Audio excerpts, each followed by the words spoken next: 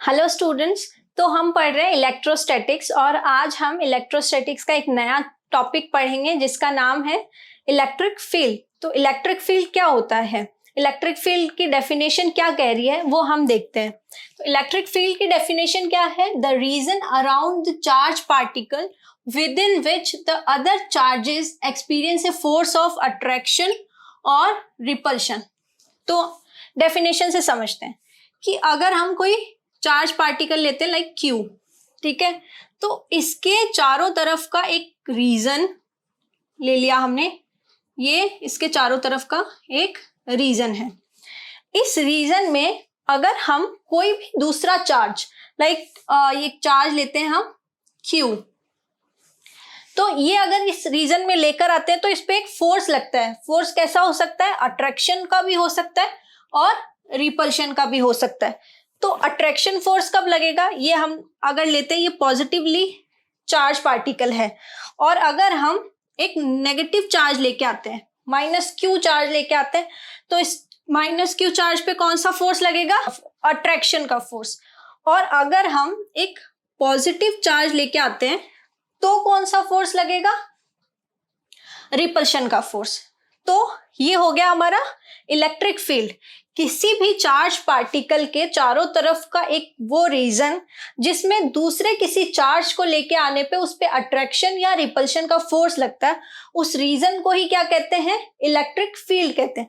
अब electric field को हम मेजर कैसे कर सकते हैं? इलेक्ट्रिक फील्ड को हम इलेक्ट्रिक फील्ड इंटेंसिटी के थ्रू मेजर कर सकते हैं। तो इलेक्ट्रिक फील्ड इंटेंसिटी क्या होता है वो हम देखते हैं। तो हम इलेक्ट्रिक फील्ड इंटेंसिटी की डेफिनेशन देखते हैं।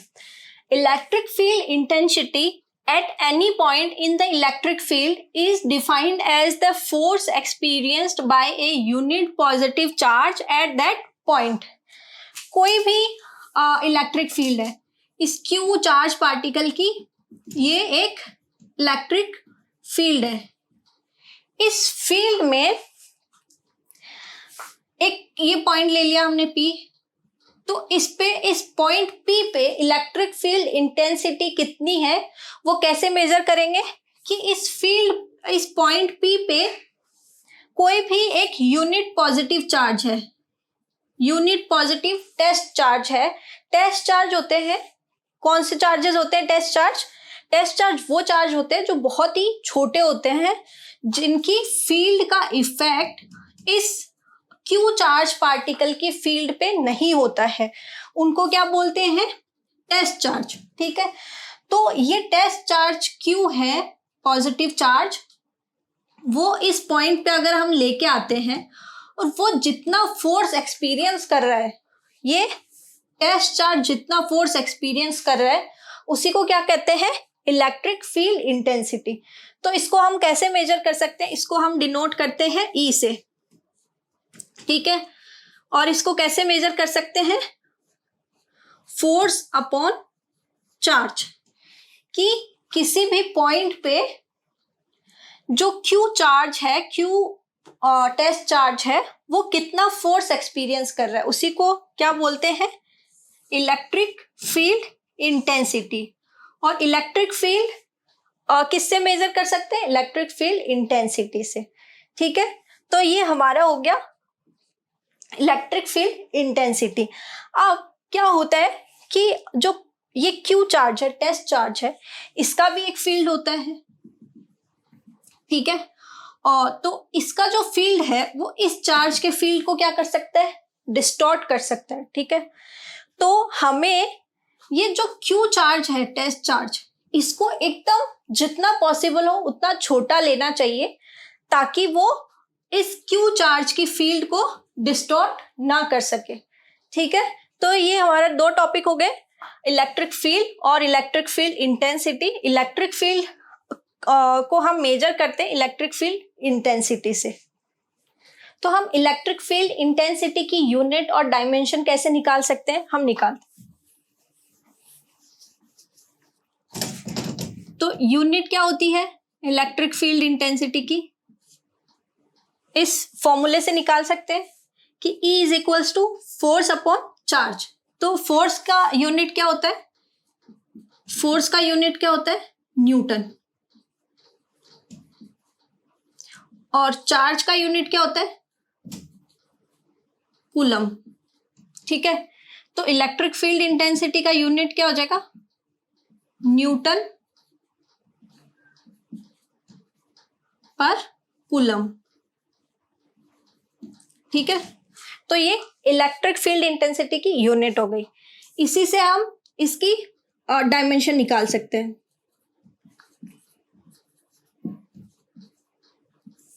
डायमेंशन कैसे निकालेंगे? न्यूटन की डायमेंशन क्या होती है? m1 l1 t -2। ठीक है, और कूलम की डायरेक्शन, जो चार्ज की यूनिट है कूलम, उसकी डायमेंशन क्या होती है? a1 और t1। ठीक है, अगर इसको सॉल्व करते हैं तो क्या मिलती है?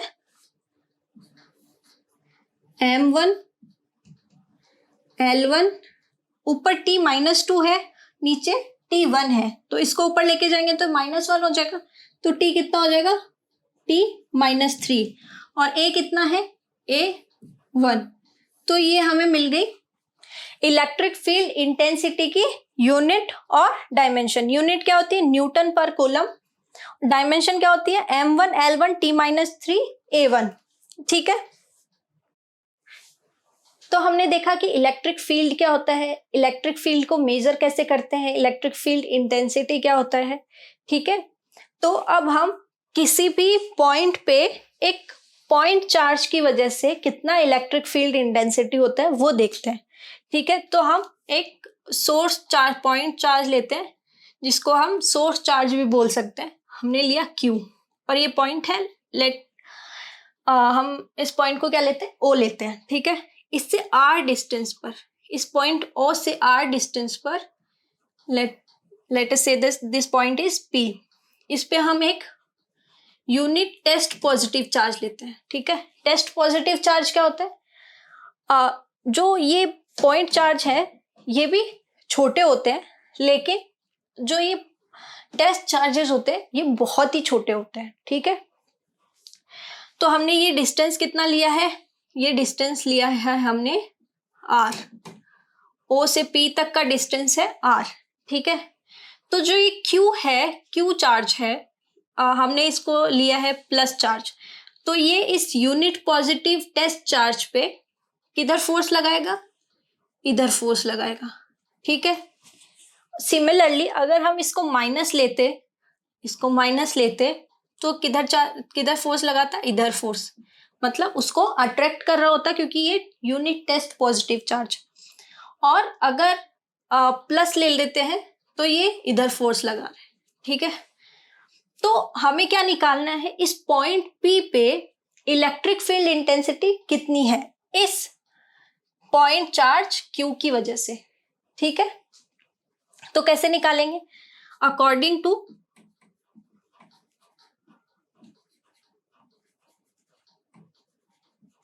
Coulomb's law. कूलम्स लॉ के अकॉर्डिंग हम ये फोर्स निकाल सकते हैं। ये फोर्स कितना होगा?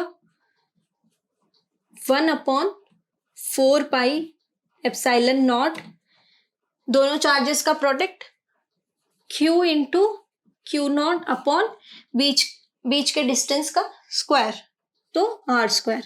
इसको हमने ले लिया इक्वेशन नंबर 1। ठीक है, अभी according to definition of electric field intensity,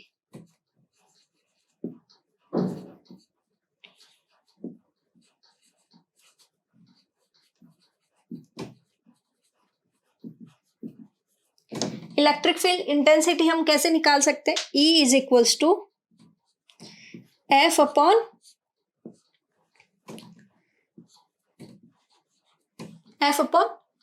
Q naught. ठीक है, ये हो गया इक्वेशन नंबर 2। ठीक है, ऐसे ही निकालते हैं इलेक्ट्रिक फील्ड इंटेंसिटी। कैसे निकालते हैं? कि किसी भी पॉइंट पे एक यूनिट पॉजिटिव टेस्ट चार्ज पे कितना फोर्स लग रहा है। ठीक है, force experience by a unit positive test charge. ठीक है, तो अगर हम यूजिंग इक्वेशन 1 इन इक्वेशन 2। ठीक है, तो हमें क्या मिलेगा, अगर हम ये फोर्स की वैल्यू इक्वेशन 2 में रखते हैं तो इलेक्ट्रिक फील्ड इंटेंसिटी की वैल्यू कितनी मिलेगी, या हम इसे सिंपली इलेक्ट्रिक फील्ड भी बोल सकते हैं। तो इलेक्ट्रिक फील्ड की हमें वैल्यू कितनी मिलेगी, 1/4 pi epsilon naught Q into Q not upon R square. Into में क्या है, 1/Q नॉट। Q नॉट से Q नॉट कैंसिल हो जाएगा, तो E की वैल्यू कितनी मिलेगी हमें, E की वैल्यू हमें मिलेगी 1/4 pi epsilon naught Q upon R square. ठीक है, तो ये हो गई electric field due to a point charge. इस पॉइंट P पे इस पॉइंट चार्ज की वजह से जो इलेक्ट्रिक फील्ड इंटेंसिटी है वो कितनी होगी, 1/4 pi epsilon naught Q upon R square. इसको हम कैसे एक तरह से और लिख सकते हैं, कैसे लिख सकते हैं, ये जो है इसको हम क्या लिखते हैं, K which is proportionality constant और कूलम्स कांस्टेंट। तो इसको कैसे लिख सकते हैं, KQ अपॉन आर स्क्वायर। ठीक है, तो यहां से हमें क्या पता लग रहा है कि जो इलेक्ट्रिक फील्ड है E वो किसके इनवर्सली प्रोपोर्शनल है, वो प्रोपोर्शनल है जो दोनों चार्जेस के बीच का डिस्टेंस है उसके स्क्वायर के इनवर्सली प्रोपोर्शनल है। तो अगर हम E में और R में ग्राफ ड्रॉ करते हैं, graph between E and R, तो हमें किस टाइप का ग्राफ मिलता है देखते हैं। तो ये हम लेते हैं y एक्सिस, ये हम लेते हैं x एक्सिस। y एक्सिस पे हमने लिया है इलेक्ट्रिक फील्ड E और x एक्सिस पे हम लेते हैं R। ठीक है, तो हमें ये E है जो है वो आर स्क्वायर के इनवर्सली प्रोपोर्शनल है। ठीक है, तो इनवर्सली प्रोपोर्शनल का ग्राफ कैसा बनता है, ठीक है, इसी टाइप का ग्राफ मिलेगा हमें। ठीक है, तो ये E और R के बीच का ग्राफ मिल गया है हमें। तो ये हमारा हो गया electric field due to a point charge. इस पॉइंट P पे इस Q चार्ज की वजह से कितना इलेक्ट्रिक फील्ड है, इलेक्ट्रिक फील्ड इंटेंसिटी है, वो हमने निकाला है। ठीक है, तो हमने पढ़ा कि किसी भी पॉइंट पे किसी दूसरे पॉइंट चार्ज से उस पॉइंट पे कितना इलेक्ट्रिक फील्ड इंटेंसिटी है वो हमने पढ़ा है।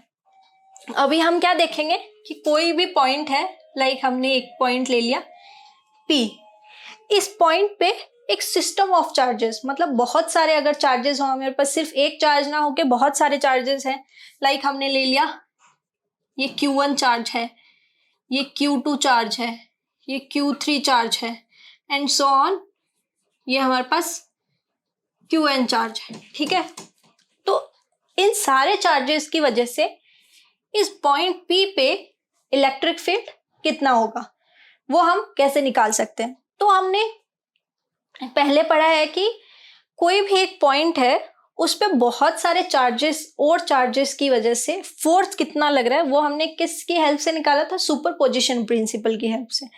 तो यहां भी वही प्रिंसिपल लगता है कि इस पॉइंट पे इन चार्जेस की वजह से कितना फील्ड है वो भी हम सुपरपोजिशन प्रिंसिपल की हेल्प से निकालते हैं। ठीक है, तो लेट अस से अगर ये चार्ज है, ये चार्ज है, ये चार्ज है और ये चार्ज है, तो इस चार्ज की वजह से ये फील्ड है E1। ठीक है, इस चार्ज की वजह से फील्ड है E2। ठीक है, और इस चार्ज की वजह से फील्ड है E3 और Qn चार्ज की वजह से जो फील्ड है वो है En। ठीक है, और ये पॉइंट हमने क्या लिया था, हमने ये P पॉइंट लिया था। ठीक है, तो हम देखते हैं कि जो टोटल E होगा इस पॉइंट P पे वो कितना होगा अकॉर्डिंग टू सुपरपोजिशन प्रिंसिपल।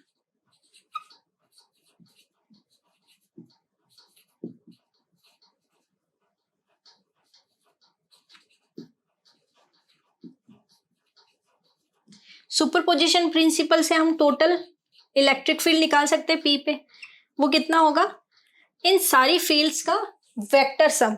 ठीक है, कैसे करेंगे? E1 plus E2 plus E3 plus and so on En। ठीक है, तो सुपरपोजिशन प्रिंसिपल से इस टाइप से हम इस P पॉइंट पे जो रिजल्टेंट फील्ड है वो निकाल सकते हैं। ठीक है, तो E1 कैसे होगा? Electric field due to a point charge. हमने ले लिया कि इस चार्ज की वजह से इस यहाँ पे कितना इलेक्ट्रिक फील्ड है, वो कैसे निकालेंगे? जैसे हमने पहले निकाला था E1 कैसे निकालेंगे? 1/4 pi epsilon not Q1 upon, और ये डिस्टेंस हमने कितना ले लिया? R1 ले लिया, R2, R3, R4। और हम इसको ऐसे भी ले सकते हैं दैट यहाँ पे Q0 चार्ज है तो R01, R02, R02, R03 और R04। ये डिस्टेंस क्या होता है, ये मैंने कूलम्स लॉ में जब हमने फोर्स निकाला था तब भी बताया था कि ये है पोजीशन वेक्टर। किसका? Q1 का Q0 के रेस्पेक्ट। ठीक है, तो इससे हम R की वैल्यू कौन सी रखेंगे? R01 का स्क्वायर। ये हमने ले ली इक्वेशन नंबर 1। सिमिलरली हम E2 भी निकाल सकते हैं। E2 कितना हो जाएगा? 1/4 pi epsilon not Q2 upon R02 का square. This is equation number 2। And E3 कितना हो जाएगा?